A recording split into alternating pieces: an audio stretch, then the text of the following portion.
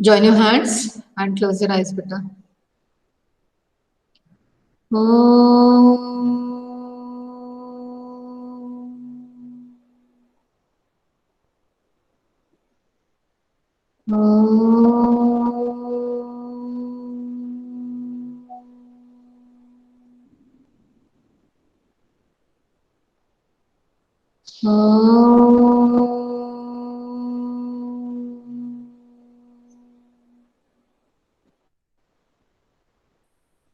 Saira.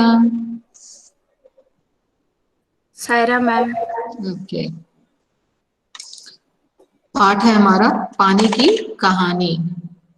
Okay, पानी की कहानी में पानी की बूंद ने अपनी आत्मकथा लिखी है। ठीक है, पानी की बूंद अपनी कहानी बता रही है, अपने बारे में बता रही है कि किस प्रकार से वो किन किन परेशानियों का सामना करते हुए आज इस मुकाम पर पहुंची है। ठीक, बहुत ही रोचक है, बहुत इंटरेस्टिंग कहानी है। अगर आप में से किसी ने पढ़ी हो तो ठीक है। मैं टाटा क्लासेज में भी देख रही थी, इसी को दिखाया गया, बट वो वीडियो थोड़ा सा रुक रुक के आ रहा है, तो लास्ट में देख सकते हैं। तो इसमें सिर्फ ये बताया गया कि किस प्रकार से वो जो जल चक्र है जिसके बारे में हमने बचपन से पढ़ा हुआ है, वाटर साइकिल, वो कैसे पूरा होता है, कैसे बारिश होती है, कैसे बूंदे बनती हैं, ये सारी प्रक्रिया पानी ने अपने आप बताई है। मतलब लेखक ने समझा है मैं पानी की बूंद हूं, तो पानी की बूंद किस प्रकार से अपने बारे में बताएगी। ठीक है, तो अगर आपको वीडियो देखना है तो मैं टाटा क्लासेज से वीडियो दिखा दूं, नहीं तो हम लोग जैसा उसको समझने की कोशिश करते हैं उस तरीके से करें। बताइए, वीडियो 10 मिनट्स की है, तो मैं पढ़ा लूं पहले फिर देख लें, यस मैम। है ना। वो आखिर क्या है ना, आपका समरी है, एक तरीके से बहुत शॉर्ट में दिया हुआ है, पर ये पूरी स्टोरी को सुनाया हुआ है। तो इसमें कुछ शब्द हैं जो आपको नहीं समझ में आए तो प्लीज पूछ लें, क्योंकि शब्दों को जब हम समझते हैं तो हम उसका प्रयोग कर पाते हैं। मान लिया हमको कहानी अच्छे से समझ में आ गई, लेकिन कुछ शब्द जो हमारे पाठ में छूट गए, अगर वो समझे नहीं तो हम उनको प्रयोग नहीं कर पाते, यूज नहीं कर पाते, हमारी वोकैबुलरी बढ़ती नहीं है। तो इसलिए रीडिंग बहुत जरूरी है। ठीक है, जितना रीड करोगे नए शब्द आपको मिलेंगे, नए शब्दों के अर्थ पता चलेंगे, तो आप उसको यूज में ला सकते हो। ठीक है, तो किसके बारे में, पानी के बारे में। पानी की बूंद अपनी कहानी बता रही, आत्मकथा बता रही है। लेखक बोलते हैं, मैं आगे बढ़ा ही था कि बेर की झाड़ी पर से मोती सी एक बूंद मेरे हाथ पर आ पड़ी। मेरे आश्चर्य का ठिकाना न रहा जब मैंने देखा कि ओस की बूंद मेरी कलाई पर से सरक कर हथेली पर आ गई। कलाई, रिस्ट, यहां से सरक कर हथेली पर आ गई। मेरी दृष्टि पड़ते ही, दृष्टि का मतलब होता है नजर, निगाह, मेरी निगाह पड़ते ही वह ठहर गई। थोड़ी देर में मुझे सितार के तारों की सी झंकार सुनाई दी, जैसे कोई सितार बजा रहा हो। क्योंकि लेखक कल्पना करता है, कवि कल्पनाशील होते हैं, तो क्या है, ये जो चीजें हम आम व्यक्तियों को सुनाई या समझ में नहीं आती है, वो इनको समझ में आ जाती है, क्योंकि ये काल्पनिक होते हैं, कल्पनाशील होते हैं। तो लेखक को क्या लगता है कि जैसे कहीं कोई सितार बजा रहा हो, और वो उसमें उसको सुनने में बिजी हो जाता है, सोचता है शायद कोई बजा रहा होगा जिसकी आवाज मुझ तक आ रही है, मेरे कानों में सुनाई दे रही है। थोड़ी ही देर में उसकी नजर पड़ती है और वह सोचता है कि ये आवाज तो मेरे हथेली पे रखी पानी की बूंद से आ रही है। ये जो ओस की बूंद है वह दो टुकड़ों में विभाजित हो जाती है और आवाज उसको वहीं से सुनाई देती है। अब उसे बड़ा आश्चर्य होता है, ठीक है, क्योंकि पानी की बूंद वैसे कुछ नहीं बोल रही, लेकिन फिर भी ऐसा प्रतीत हो रहा है जैसे वो कुछ कहना चाहती है। ध्यान से देखने पर मालूम हुआ कि बूंद के दो कण हो गए हैं, मतलब बूंद दो भागों में विभाजित होकर दो छोटे छोटे ड्रॉप्स बन गए हैं, और वे दोनों हिल हिल कर यह स्वर उत्पन्न कर रहे हैं, मानो बोल रहे हो। क्या बोल रहे हैं आप? उसी सुरीली आवाज में मैंने सुना, सुनो सुनो। मैं चुप था, फिर आवाज आई, सुनो सुनो। कोई उसको पुकार रहा था कि मैं कुछ कहना चाह रहा हूँ, सुनो मेरी आवाज, मेरी बात सुनो। पर लेखक उसको अनदेखा करके सोचता है ये कौन बोल सकता है, ऐसा तो कोई नहीं बोल सकता। लेकिन फिर से उसे वह आवाज सुनाई देती है, अब मुझसे न रहा गया, मेरे मुख से निकल गया, कहो कहो। ठीक है, हम भी इसी अंदाज में कहते हैं, जब कोई हमें गुस्से से बोलता है तो हम भी रिस्पॉन्स कैसे देते हैं, गुस्से से। और कोई गाकर बोलता है तो उसी प्रकार से उसी अंदाज से हमारा रिस्पॉन्स होता है। तो पानी की बूंद के कहने अनुसार ही लेखक का जवाब था, कहो कहो। ओस की बूंद मानो प्रसन्नता से हिली और बोली, मैं ओस हूँ। वो अपना परिचय देती है कि मैं तो ओस की बूंद हूँ। लेखक बोलता है, जानता हूँ। ठीक है, तुम ओस की बूंद तो पत्ती से गिरी हो, मुझे पता है, तो तुम्हें ये बताने की आवश्यकता नहीं है। लोग मुझे पानी कहते हैं, जल भी। मालूम है, मैं बेर के पेड़ में से आई हूँ। कैसे आई हूँ बेर के पेड़ में से? वो कौन सी प्रोसेस है, कौन सी प्रक्रिया है? Ma'am photosynthesis. फोटोसिंथेसिस से तो खाना बनाते हैं वो लोग, खाना पकाते हैं पौधे। लेकिन पत्तों से जो पानी का वाष्पीकरण होता है, भाप, यस, ट्रांसपिरेशन। ट्रांसपिरेशन जो प्रोसेस है, जैसे हमको पसीना आता है और ओस की बूंदों की तरह हमारा पसीना स्किन के ऊपर आ जाता है ना, ऐसे ही वाष्पीकरण जब होता है तो पानी की जो बूंदे हैं वो पत्तियों पे आ जाती है। पेड़ के अंदर का पानी पत्तियों पर ओस के रूप में दिखाई देता है या फिर उड़ता है भाप बनकर। इसीलिए जहां पर जंगल ज्यादा होते हैं वहां बारिश ज्यादा होती है, क्योंकि जितने ज्यादा पेड़ होंगे उतना ट्रांसपिरेशन प्रोसेस ज्यादा होगा और उतने ज्यादा बादल बनेंगे। बादल बनेंगे तो वर्षा होगी। इसीलिए कहा जाता है वन लगाओ ताकि वर्षा हो।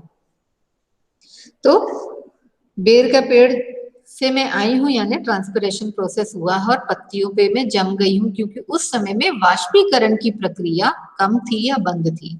क्यों बंद होगी? क्योंकि धूप नहीं थी, शाम का समय था, सूरज अस्त हो गया था, गर्मी नहीं थी और टेम्परेचर डाउन हो गया था, इसलिए वो उड़ नहीं पाई, वो भाप नहीं बन पाई। झूठी, मैंने कहा और सोचा, बेर के पेड़ से क्या पानी का फव्वारा निकलता है? लेखक सोचता है कि कितना झूठ बोल रही है मुझसे, है ना, कि पानी का फव्वारा जैसे निकला हो तो ये बूंद आके मेरे हाथों पर गिर गई हो, तो ये कितना झूठ बोल रही है। पर लेखक को समझ नहीं आ रहा होता है कि आखिर वो बताना क्या चाह रही है। बूंद फिर हिली, मानो मेरे अविश्वास से उसे दुख हुआ हो। अभी तक बूंद को जब उसने कहा कि कहो कहो तो बड़ी खुश हो गई। अब वो लेखक को लगता है कि मैंने उस पर अविश्वास जताया कि नहीं, तुम झूठी हो, तुम्हारी बात पे मैं विश्वास नहीं करता। तो बूंद मानो रो रही हो, मानो उसको बड़ी तकलीफ हुई हो कि कोई मेरा विश्वास क्यों नहीं करता। और सच भी है, हम इंसान भी जब हम किसी से कुछ कहना चाहते हैं और कोई नहीं सुनता है तो बड़ा दुख होता है मन में, और हमें लगता है कोई मुझे समझता नहीं है। तो ये तो पानी की बूंद थी। ठीक है, आप सोचो कि उसको जब ऐसा एहसास हो रहा है और वो लेखक फील कर रहा है, उसको अनुभव हो रहा है कि पानी की बूंद दुखी हो गई, तो हम इंसान जब एक दूसरे की बातें नहीं सुनते हैं तो हमें एक दूसरे को न सुनने पर कितना कष्ट होता होगा। सुनो, मैं इस पेड़ के पास की भूमि में बहुत दिनों से इधर उधर घूम रही थी। मैं कणों का हृदय टटोलती फिरती थी कि एकाएक पकड़ी गई। कैसे? मैंने पूछा। अब ये बूंद जो थी थोड़ी सी नटखट थी, शैतान थी। जैसे छोटे बच्चे ना मम्मी पापा की बात नहीं सुनते, घर से निकल जाते हैं, हाथ छुड़ा कर दौड़ते हैं, ऐसे ही यह बूंद भी मस्त मौला है और ये इधर उधर फिर रही है। और इधर उधर फिरने का उसका तात्पर्य क्या है? अनुभव लेना। अगर हम पानी की बूंद हैं तो आप इमेजिन करो अपनी सिचुएशन कि जब आप चार जगह घूमते हो किसी शहर में या किसी जगह पे, तो आप कुछ नया सीखते हो, अच्छा और बुरा दोनों ही होता है आपके साथ में। तो इस बूंद को अगर आप सोच रहे हो कि मैं हूं, आप स्वयं हैं, आप बूंद हैं, तो आप सोचिए कि इस तरीके से जगह जगह घूमने से आपको कितने ढेर सारे अनुभव मिलेंगे। पर ये कतई जरूरी नहीं है कि सारे अनुभव मीठे हों, कुछ कड़वे भी होंगे, है ना। स्कूल आने के भी कुछ कड़वे और मीठे दोनों अनुभव होते हैं। घर में रहने के भी कुछ मीठे और कड़वे अनुभव होंगे, कहीं घूमने जाने के भी मीठे और कड़वे अनुभव होंगे आपके। तो ऐसे हमारा जीवन बनता है बहुत सारे अनुभवों के द्वारा, और इसी अनुभव के द्वारा हम किसी और को सलाह देते हैं, बताते हैं। तो पानी की बूंद भी अपनी कहानी जब बताती है तो क्या बताती है कि मैं तो बड़ी नटखट हूं, मैं एक जगह नहीं रह सकती, मुझे घूमना फिरना अच्छा लगता है, और इसलिए मैं बेर के पेड़ के पास ही घूम रही थी जमीन में नीचे। जब नीचे घूम रही थी तो बड़े आराम से घूम रही थी, कभी इधर दौड़ लगाती कभी उधर दौड़ लगाती, और दौड़ते दौड़ते क्या हुआ, पेड़ की जड़ों ने से मैं छू गई, मैंने उनको टच कर दिया, और टच करते ही पेड़ों ने मुझे पकड़ लिया पनिशमेंट के तौर पे, पनिशमेंट देने के लिए। अब जब इतनी सारी बातें पानी की बूंद ने सुनाई तो लेखक के मन में जिज्ञासा हुई कि आगे क्या हुआ, फिर तुम ऐसे कैसे आई, ठीक है, कैसे ये सब क्या हुआ तुम्हारे साथ, और बताओ और बताओ। है ना, जब कहानी इंटरेस्टिंग होती है, फिल्म इंटरेस्टिंग होती है, तो हमें लगता है अगला वाला सीन जल्दी से आ जाए। कोई नॉवेल आप पढ़ते हैं, किताब पढ़ते हैं, तो आप सोचते हो काश ये नॉवेल का एंड फटाफट आ जाए, और कई बार तो हम उल्टा काम करते हैं, नॉवेल के लास्ट पेजेस को पहले पढ़ते हैं, ठीक है, कहानी के लास्ट को हम पहले पढ़ लेते हैं ताकि हमारी जो जिज्ञासा है वो शांत हो जाए। और अगर आप ये नहीं कर पाते ना तो आप तब तक जगे रहते हैं जबकि फिल्म का वो सीन ना आ जाए जो आप एक्सपेक्ट कर रहे थे, या नॉवेल का वह पेज उस कहानी के उस एंड तक ना पहुंच जाओ, तो आप जग कर पढ़ते हो, आपकी नींद भाग जाती है। आप जग कर मूवी क्यों देखते हो, क्योंकि आपको एक्साइटमेंट रहता है कि अब आगे क्या होने वाला है, अब आगे क्या होने वाला है, ठीक है। तो इसी तरीके से लेखक को भी जिज्ञासा हुई कि बताओ बताओ आगे क्या हुआ।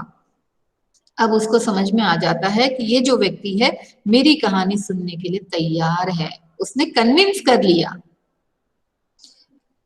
वह जो पेड़ तुम देखते हो ना, वह ऊपर से इतना बड़ा नहीं है, पृथ्वी में भी लगभग इतना ही बड़ा है। उसकी बड़ी बड़ी जड़ें, छोटी जड़ें और जड़ों के रोए हैं, वे रोए बड़े निर्दयी हैं। निर्दयी मतलब जिसमें दया नहीं होती है, मर्सी नहीं होता है, ठीक है। तो बोलती है कि ये जो बेर का पेड़ है जिसके ऊपर से मैं आई हूं, यह पेड़ जितना घना बड़ा ऊपर दिखता है इतना ही नीचे भी है, और पेड़ के खड़े होने का रीजन भी यही है, नहीं तो थोड़ी सी आंधी चलेगी तो पेड़ गिर जाएगा। इसलिए हमें भी पेड़ जैसा ही बनना चाहिए, कुछ मामलों में अपनी स्टैंड को पक्का करना चाहिए। तो बोलती है कि इसकी जड़ें जो तुम्हें पता है उसमें जड़ों के भी सब पार्ट्स हैं, मतलब और भी छोटी छोटी जड़ें हैं, और उन छोटी छोटी जड़ों के साथ में रोए हैं, मतलब हल्के हल्के से बाल जैसे भी चीजें हैं, जैसे हमारे शरीर पे हमारे स्किन में होती हैं, बाल होते हैं, रोए होते हैं। तो बोलते वो जो रोए हैं वो क्या करते हैं, पानी को खींच लेते हैं, एब्जॉर्ब कर लेते हैं, किसी भी तरीके से पूरी इम्प्योरिटी को छोड़ के प्योर वाटर को खींच लेते हैं। तो उन्होंने मुझे क्या किया, बलपूर्वक खींच लिया, जबरदस्ती अपने अंदर ले लिया। कुछ तो पेड़ एकदम खा जाते, कुछ को तो पेड़ एकदम खा जाते हैं। पेड़ को क्या जरूरी है, पानी, मिनरल्स, ठीक है, इसी पानी के द्वारा उनको मिनरल मिलता है। तो जो कुछ भी हम नीचे जमीन में डालते हैं पेड़ों को खाद के रूप में, बिना पानी के वो एब्जॉर्ब नहीं होते हैं, पानी के बिना उनका एब्जॉर्प्शन नहीं होता है, तो उसको सोखने के लिए पानी की आवश्यकता होती है। पेड़ जब अपने ग्रोथ या अपना डेवलपमेंट करते हैं, बढ़ते हैं, तो क्या होता है कि पानी की आवश्यकता उनको ज्यादा होती है। तो बूंद बोलती है कि इन्होंने मुझे खींच लिया जमीन से, और ये मेरे जैसे जाने कितने ही कणों को खींच लेते हैं, पानी के कणों को खींच लेते हैं, और कुछ को तो बिल्कुल खा जाते हैं, और कुछ को उसको चूस कर फेंक देते हैं, ठीक है, उसका काम खत्म, उसको बाहर फेंक देते हैं, जैसे मुझे फेंक दिया एक तरीके से। तो बोलती है कि इसलिए मुझे इससे बहुत घृणा है, क्रोध आ रहा है मुझे इस पेड़ पे कि इसने मुझे अपने अंदर इतनी जबरदस्ती खींचा और मुझे धक्के से किस तरीके से मैं बच बचा के आई हूँ, मुझे बिल्कुल पीस दिया था। मेरे लिए बिल्कुल जगह जगह ही नहीं थी, अंदर इतना धक्कम धक्की हो रही थी जैसे किसी एक पब्लिक ट्रांसपोर्ट में लोग ठूस ठूस के भरे जाते हैं, कोई कहीं गिरता है कोई कहीं गिरता है और जहां जर्क लगता है हम सेट हो जाते हैं। तो पेड़ के अंदर जो पानी की बूंदे हैं वह भी ऐसे ही एडजस्टमेंट करती हैं। तुम क्या समझते हो कि वे इतने बड़े यूं ही खड़े हैं? इतने उन्हें इतना बड़ा बनाने के लिए मेरे असंख्य बंधुओं ने अपने प्राण नाश किए हैं। मैं बड़े ध्यान से उसकी कहानी सुन रहा था। पानी की बूंद बोलती है कि हमारे जैसे कई कणों ने इनको बड़ा करने के लिए सेक्रीफाइस दिया है ना। हमारे देश को आजादी सेक्रीफाइस के बेसिस पे ही मिली, हम उनमें शामिल नहीं थे, लेकिन जिसने अपना जीवन बलिदान किया होगा उसकी बदौलत हम खुली हवा में सांस ले पा रहे हैं। तो पानी की बूंद को भी यही लग रहा था कि मेरे जो नाते रिश्तेदार थे, मेरी बिरादरी के जो लोग थे, मतलब पानी की बूंदे, तो हमारे जैसे कई कणों को इन्होंने खा लिया, इसलिए उन्होंने बलिदान किया और इस पेड़ को बड़ा किया। हाँ, तो मैं भूमि के खनिजों को अपने शरीर में घुलाकर आनंद से फिर रही थी। दुर्भाग्यवश एक रोए से मेरा शरीर छू गया। मैं कांपी, दूर भागने का प्रयत्न किया, परंतु वे पकड़कर छोड़ना नहीं जानते। मैं रोए में खींच ली गई। यानी रोए कैसे थे, कैसे रहते होंगे रोए? कौन खींच सकता है? कोई भी किसी भी चीज को कौन पकड़ सकता है? मैम फिंगर लाइक स्ट्रेच, उंगलियां हाँ, जैसे। और आप कब किसी चीज को जीत सकते हो? अगर मैं प्रश्न पूछ रही हूँ आप तुरंत जवाब कब दे सकते हो? मैम जब हमें आता हो। और मैम सोच के, और दिमाग पे जोर डाल के। दिमाग पे जोर कब डालोगे?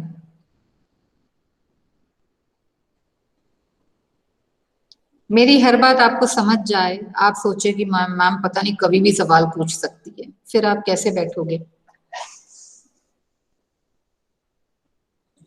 मैम हम लोग अलर्ट होकर, अलर्ट होकर। अलर्ट है ना, आपके कान पूरे खुले रहेंगे कि पता नहीं कौन सा सवाल आने वाला है। ठीक है, बहुत सारे टीचर्स करते होंगे ना, तो उनकी क्लास में आप बिल्कुल ऐसे ही बैठे रहते होंगे, शायद पलक भी न झपकाते हो कि पता नहीं क्या पूछ लेंगे और फिर कितनी डांट पड़ेगी। तो जब हम अलर्ट रहते हैं तो हम किसी को अपने पास से निकलने देना नहीं चाहते। तो पेड़ की जो जड़ें होती हैं वो इतनी अलर्ट रहती हैं कि पानी मिला और हाथी आया, तो वो बोलती है कि मैं भाग रही थी पर उसने तो पकड़ ही लिया मुझे। मतलब कोई गुंजाइश नहीं थी भागने की, कि मैंने उसको टच कर दिया तो वो छोड़ दे कि चलो जाने दो, एक दूसरी आ जाएगी। कोई रास्ता नहीं था और मुझे खींच लिया। तो अलर्टनेस इसलिए जरूरी है ताकि आपके पास कोई अपॉर्चुनिटी आए ना तो उसको झट से पकड़ लें, उसको जाने न दें। ठीक है, इसलिए जीवन में अलर्ट रहना बहुत जरूरी है। फिर क्या हुआ? मैंने पूछा, मेरी उत्सुकता बढ़ चली। अब लेखक को इतना मजा आ रहा था उसकी कहानी सुनने में, जैसे आप लोगों को मेरी बोरिंग कहानी सुनने में मजा आ रहा है। ठीक है ठीक। तो क्या हुआ कि अब बोलता और बताओ क्या हुआ आगे, फिर क्या हुआ, फिर तुम ऐसे कैसे बचकर आ गई? तो बताती है कि मैं एक कोठरी में बंद कर दी गई। कोठरी का मतलब होता है छोटा सा अंधेरा सा कमरा। तो बोलती पेड़ के अंदर एक कोठरी थी, उसमें मुझे उन्होंने बंद कर दिया और थोड़ी देर में ऐसा जान पड़ा कि कोई मुझे पीछे से धक्का दे रहा है। मतलब जो उनको बूंदे मिलती उनको वो कोठरी में बंद कर देते, और उसको एहसास हो रहा है पीछे से भी धक्का आ रहा है और आगे से कोई खींच रहा है। ठीक है, तो सोचती है मुझे समझ नहीं आ रहा था कि मैं क्या करूं। एक मेरा हाथ पकड़कर आगे को खींच रहा है, एक पीछे से मुझे चिपकाए जा रहा है। तो उसके लिए क्या हुआ, उसको लगा कि कोई हाथ पकड़कर आगे को खींच रहा हो। मेरा एक भाई वहां लाया गया। उसके लिए स्थान बनाने के कारण मुझे दबाया जा रहा था। ठीक है, एडजस्टमेंट चल रहा था। दूसरे को जब लाया जाता ना, बस वाली जब सवारी चढ़ाते ना बस का कंडक्टर, तो जो पहले से सवारी होती है ना उसको बोलते हैं आगे चलो आगे चलो आगे चलो। है ना, कभी अगर आपने पब्लिक ट्रांसपोर्ट में ट्रैवल किया होगा या जो जनरल कंपार्टमेंट से ट्रेन के उसमें ट्रैवल किया होगा, तो आप देखोगे कि लोग कितने भी चढ़ जाते हैं सब एडजस्ट हो जाते हैं। आप अपने स्कूल के ऑटोज के बारे में देख सकते हो। ठीक है, एक ऑटो में इतने सारे बच्चे ऐसे भीड़ की तरह निकलते हैं, समझ नहीं आता बैठे कहाँ होते हैं। ठीक, तो ऐसे ही एक दूसरे को दबा दबा के, कोई किसी की गोदी में बैठा है, कोई कहीं बैठा है, तो पानी की बूंद देखती है कि मेरा एक भाई पकड़ कर लाया गया, उसी कोठरी में डाल दिया जो कोठरी पहले से ही भरी हुई थी, और इसको पिचका दिया गया ताकि उसके भाई के लिए थोड़ी सी जगह बन जाए, फिर कोठरी का दरवाजा बंद हो जाए। तो बोलती है कि मैं इतनी दब रही थी दोनों तरफ से कि मेरे तो जैसे प्राण ही निकल जाएंगे ऐसा महसूस हो रहा था। अब वो सोचती है कि मैं तो आगे से भी पिस रही थी, पीछे से भी पिस रही थी, मुझे हिलने की भी जगह नहीं मिल रही थी। मैं लगभग 30 दिन तक यह सांसत भोगती रही। सांसत मतलब मुश्किल, परेशानी। लिख लो पेंसिल से वहां पे, सांसत का मतलब होता है परेशानी, मुश्किल। ठीक है, तो मैं ये क्षेत्रीय भाषा का शब्द भी है सांसत। ठीक है, सांसत भोगती रही मतलब परेशानी को झेलती रही, भोगती रही। मैं पत्तों के नन्हे नन्हे छेदों से होकर जैसे तैसे जान बचाकर भागी। ट्रांसपिरेशन प्रोसेस होने वाली थी, तो उसके हिसाब से उसने सोचा कि काश मैं पत्तों पे पहुंच जाऊं, तो फिर वहां से आराम से मैं अपने जहां जाना चाहती हूँ उड़कर चली जाऊंगी। तो जान बचाती हुई चुपके से निकल भागती है और पत्तियों पर आ जाती है।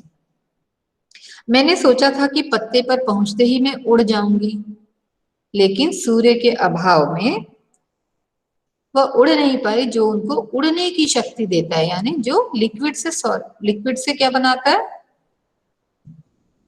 क्या बनाता है, वेपर। गैस। हाँ, गैसियस फॉर्म बनाता है, वाष्प बनाता है, भाप बनाता है। तो बोलते हैं कि वो सूर्य जा चुके थे, इसलिए मुझे वो शक्ति नहीं मिल पाई और मुझे पूरी रात गुजारने के लिए इसी तरीके से पत्ती पर चुपचाप बैठे रहना पड़ा। लेकिन तुम दिख गए तो मुझे लगा कि मैं तो बच गई, नहीं तो पता नहीं क्या होता मेरा, मैं कहाँ जाके गिरती, कौन मुझे ले लेता, तो मुझे समझ नहीं आता मेरी लाइफ का क्या होता। अब वो बोलती है कि मैंने भाग्य पे भरोसा किया और तुम मिल गए, और तुम तो मेरे रक्षक बनकर आए हो, इसलिए मैं तुम्हारे हाथ पर कूद पड़ी।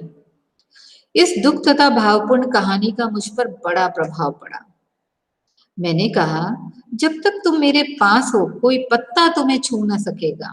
ठीक है, तुम्हारा कोई बाल भी बांका नहीं कर सकता, तुम मेरे प्रोटेक्शन में हो। अब भैया तुम्हें इसके लिए धन्यवाद। मैं जब तक सूर्य न निकले तभी तक रक्षा चाहती हूँ।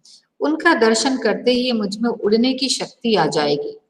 मेरा जीवन विचित्र घटनाओं से परिपूर्ण है। मैं उसकी कहानी तुम्हें सुनाऊंगी तो तुम्हारा हाथ तनिक भी ना दुखेगा। अब ये जो बोलती है कि उसके उनका दर्शन करते ही मुझ में उड़ने की शक्ति आ जाएगी, ये क्या साबित करता है, यह बात क्या साबित करती है? खुशी अनम्यूट करके बोलो बेटा, क्या साबित करती है यह चीज? कहना, ये वाक्य में अपने आप में एक कुछ बात छुपी हुई है, क्या चीज साबित करता है ये? ईश्वर के दर्शन करने से मेरा मन बड़ा शांत हो जाता है, क्या साबित करता है ये? माँ के हक से मम्मी जब ऐसे गले लगा लेती है या पापा मुझे थोड़ा सा हाथ फेर देते हैं तो मुझे एक अजीब सी एनर्जी मिलती है। क्या एनर्जी है वो क्यों है? क्या चीज होती है आपके अंदर जो ऐसा कोई करता है उसके प्रति आप मतलब कॉन्फिडेंट हो जाते हो? Ma'am positivity. हाँ, पॉजिटिविटी। वो क्या है, क्या पॉजिटिविटी है, इसका कुछ नाम? मैम मैम हम सारे दुख हम्म, दर्द भूल जाते हैं जब मैम हम हमारे मम्मी पापा के साथ होते हैं तो क्यों भूल जाते हो? कुछ कारण होगा, क्यों भूल जाते हैं आप? क्योंकि हम मम्मी पापा से कुछ भी खुल कर कह सकते हैं, उनके साथ हम सेफ फील करते हैं। ओके, सेफ फील करते हो। वो सेफ फील क्यों करते हो? मैम क्योंकि हमें उन पे भरोसा है। उन पर भरोसा है, और क्या है? हाँ, मैम पूर्ति हमें बोलो पता बोलो। पर विश्वास करेंगे।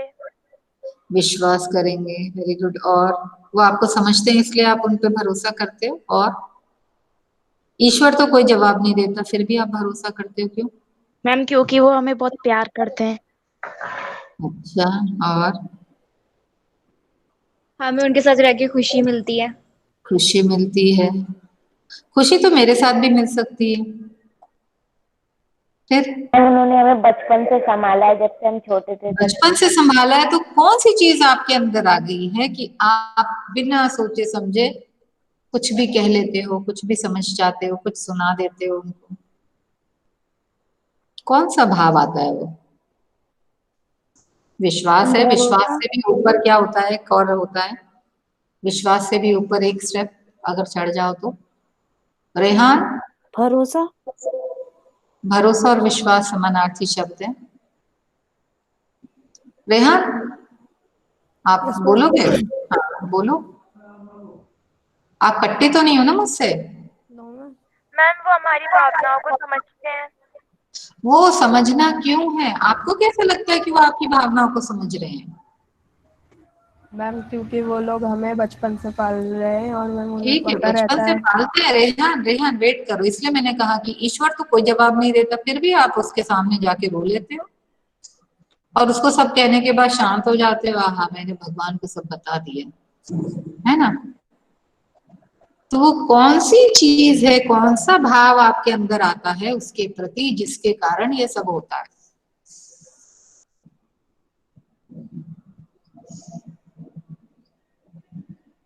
मैम श्रद्धा। हाँ बेटा, देवांग, देवांग बोलो बोलो। मैम श्रद्धा के प्रति। Very good. श्रद्धा का भाव। जब हम किसी के प्रति श्रद्धा रखते हैं ना, तो हम उसकी तरफ से रिस्पॉन्स वो दे या नहीं दे, हम मान लेते हैं। ईश्वर से जब हम प्रार्थना करते हैं ना, तो हम ये मानकर चलते हैं कि वो हमारी प्रार्थना को सुन रहा है, अगर हम सच्चे मन से प्रार्थना कर रहे हैं। और यही भाव आपके पेरेंट्स के लिए आपके मन में होता है। इसलिए आप जब उनसे कोई बात शेयर करते हो, तो आपको ये पता होता है कि मैं कुछ भी बोलूं, कुछ भी कहूं, मेरे पेरेंट्स मुझे समझेंगे। और आप बेझिझक उनसे हर चीज शेयर करते हो, और उसी कारण से आप उनका एक स्पर्श पा लेने के बाद बिल्कुल रिलैक्स हो जाते हो। वो आपको एक हाथ फेर देना प्यार से, आपको बड़ा अच्छा लगता है कि देखो मम्मा पापा ने मुझे ऐसे किया। वो श्रद्धा का भाव है जो हमारे अंदर इतनी ज्यादा आस्था किसी के प्रति पैदा करता है कि हम बिना झिझक खुल जाते हैं उसके लिए। अपने मन के सारे दुख दर्द भूलकर उसको सब कुछ शेयर करते हैं। किसी का हाथ खड़ा है, हाँ अध्याशा,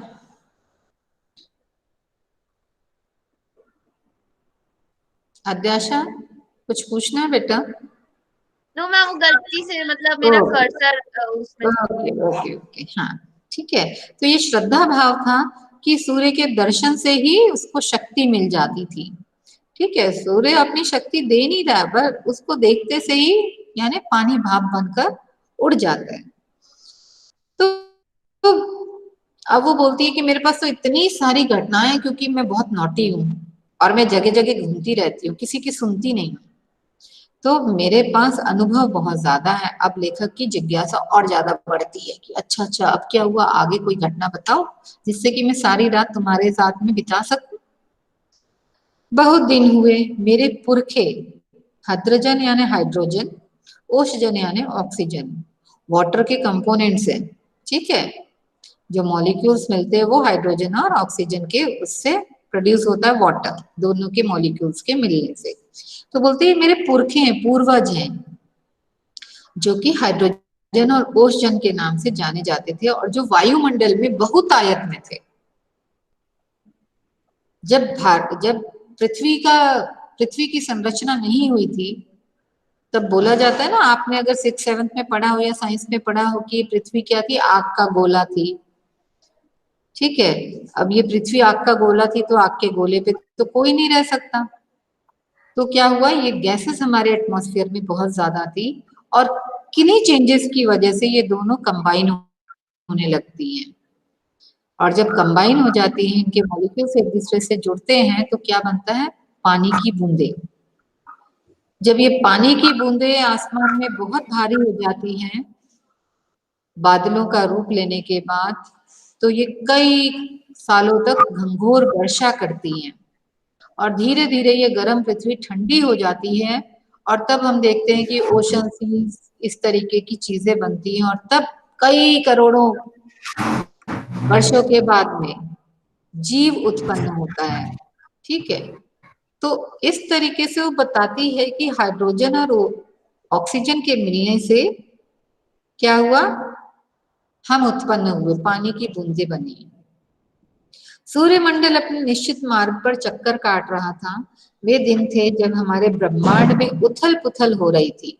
अनेक ग्रह और उपग्रह बन रहे थे, प्लैनेट्स और उनके भी प्लैनेट्स। ठीक है, उपग्रह कैसे बोलते हैं, सैटेलाइट्स को। ठहरो, क्या तुम्हारे पुरखे अब सूर्यमंडल में नहीं है? लेखक बोलता अभी भी तो तुम्हारे पुरखे हैं। क्या हाइड्रोजन और ऑक्सीजन वायुमंडल में नहीं है, सूर्यमंडल में नहीं? सूर्यमंडल मतलब सोलर सिस्टम, सूर्यमंडल मतलब सोलर सिस्टम। अगर हिंदी में आपको समझ नहीं आता तो इंग्लिश में वहीं पे लिख लें, सोलर सिस्टम को सौर मंडल या सूर्यमंडल कहा जाता है हिंदी में। है, उनके वंशज अपनी भयावह लपटों में अब भी उनका मुख उज्जवल किए हुए हैं। हाँ, तो मेरे पुरखे बड़ी प्रसन्नता से सूर्य के धरातल पर नाचते रहते थे। एक दिन की बात है कि दूर एक प्रचंड प्रकाश पिंड दिखाई दिया। प्रचंड मतलब बड़ा, भयानक, घोर प्रकाश वाला। उनकी आंखें चौंधियाने लगी। यह पिंड बड़ी तेजी से सूर्य की ओर बढ़ रहा था। ज्यों-ज्यों पास आता जाता उसका आकार बढ़ता जाता। यह सूर्य से लाखों गुना बड़ा था। उसकी महान आकर्षण शक्ति से हमारा सूर्य कांप उठा। आकर्षण शक्ति क्या थी? Gravitation, gravity. यह सूर्य से लाखों गुना बड़ा था। उसकी महान आकर्षण शक्ति से हमारा सूर्य कांप उठा। ऐसा ज्ञात होता है कि उस ग्रह राज से टकराकर हमारा सूर्य चूर्ण हो जाएगा। वैसा नहीं हुआ। वह सूर्य से सहस्रों मील दूर से ही घूम चला, परंतु उसकी भीषण आकर्षण शक्ति के कारण सूर्य का एक भाग टूटकर उसके पीछे चल पड़ा। सूर्य से टूटा हुआ भाग इतना भारी खिंचाव संभाल न सका और कई टुकड़ों में विभाजित हो गया, टुकड़े टुकड़े हो गया, चूर चूर हो गया।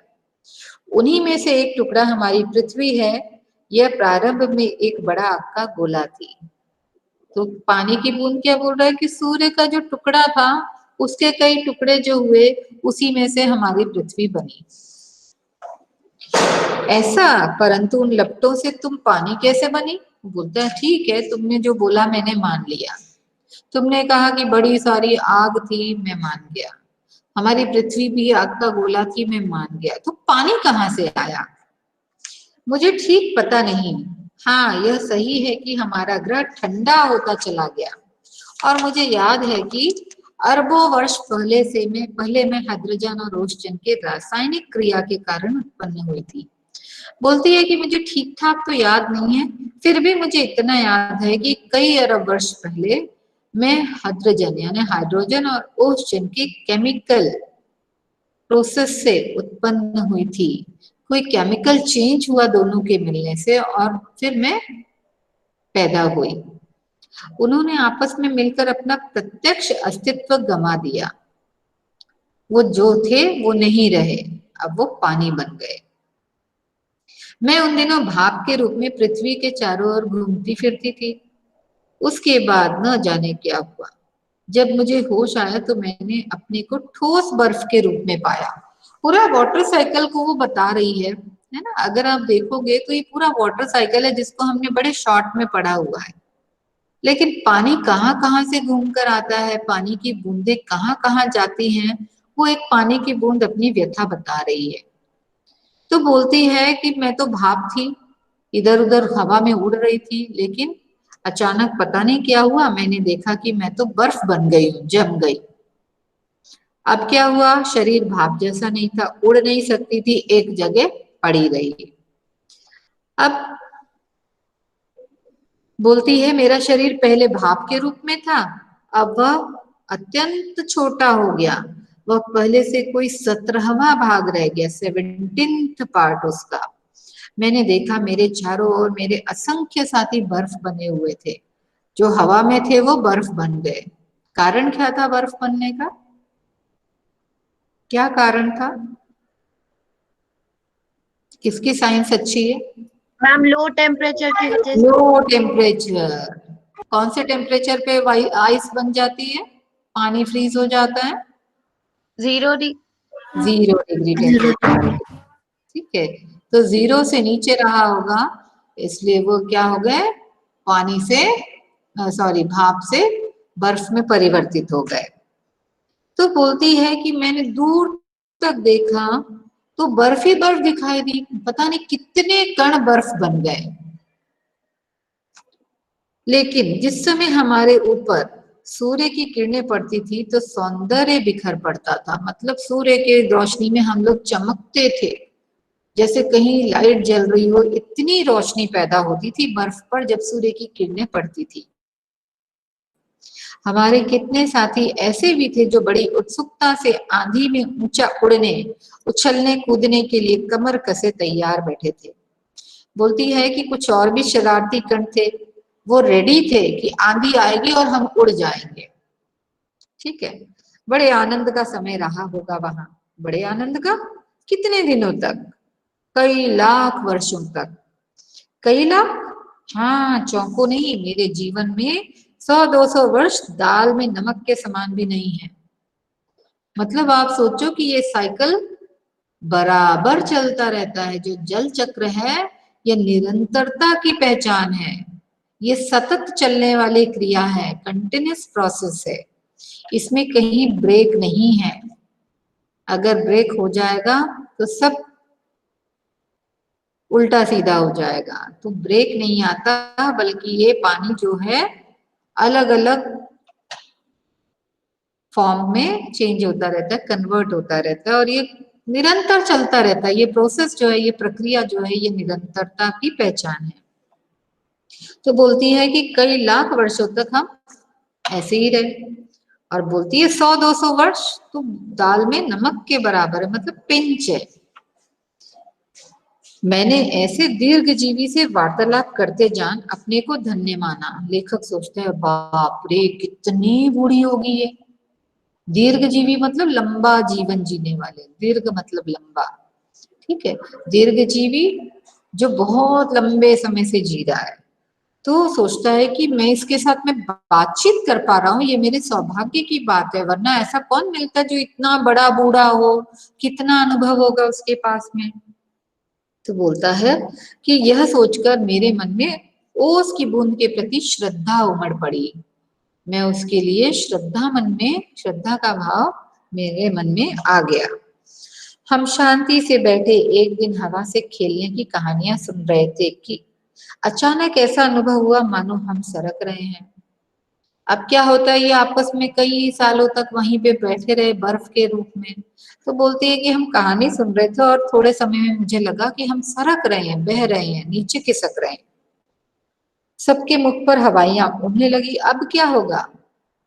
अब जब आप सोचो कि जब आप किसी नए फेज में जाते हो, किसी नई चीज को करते हो जिसको आपने कभी नहीं किया है, आपके मन में एडवेंचर का जो भाव होता है ना, रोमांच के साथ साथ में भय भी होता है।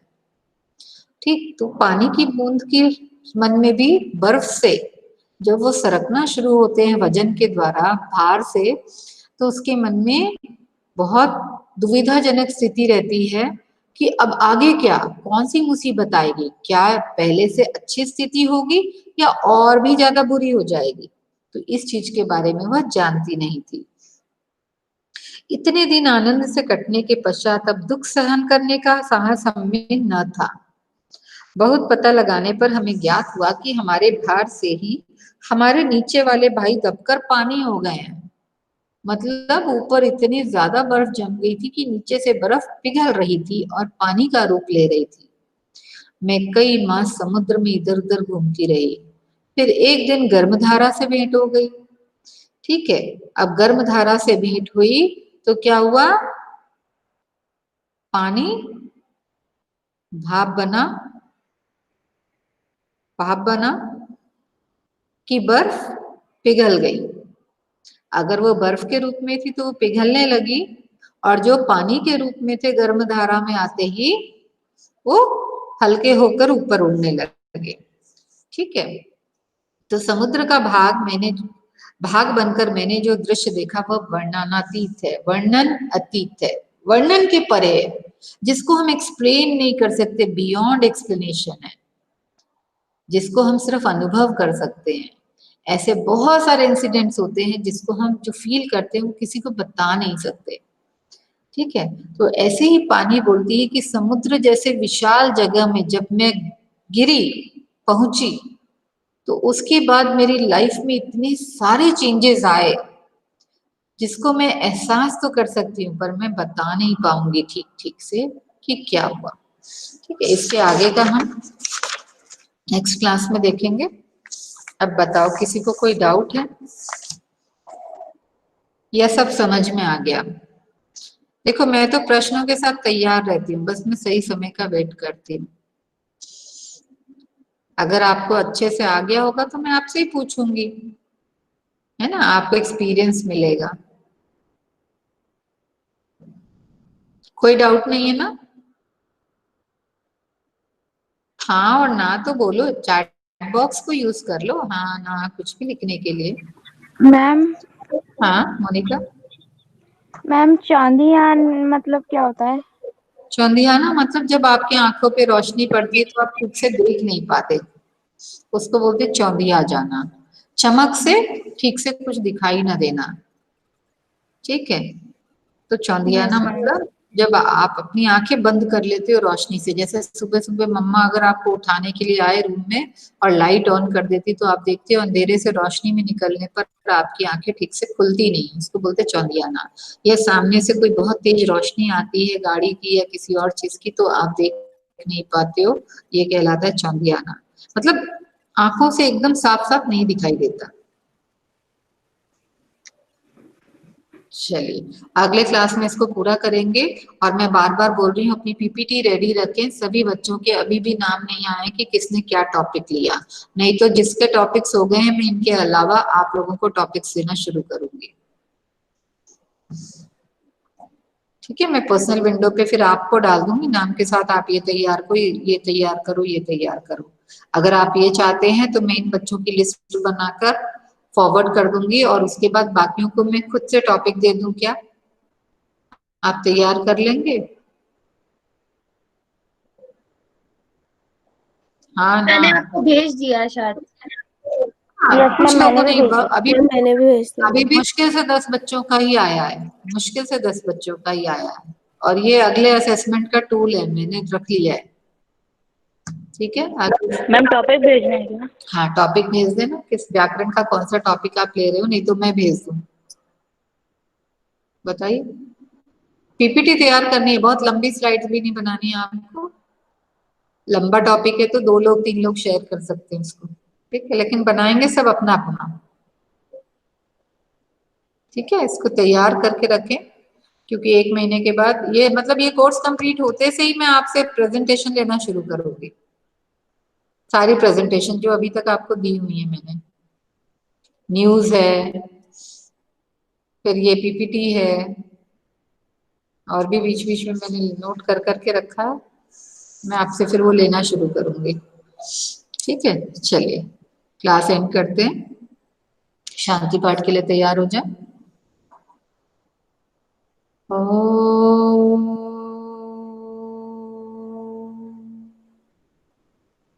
शांति शांति शांति। Sai Ram. Ma'am thank you. Saira ma'am. Saira ma'am. Sai Ram.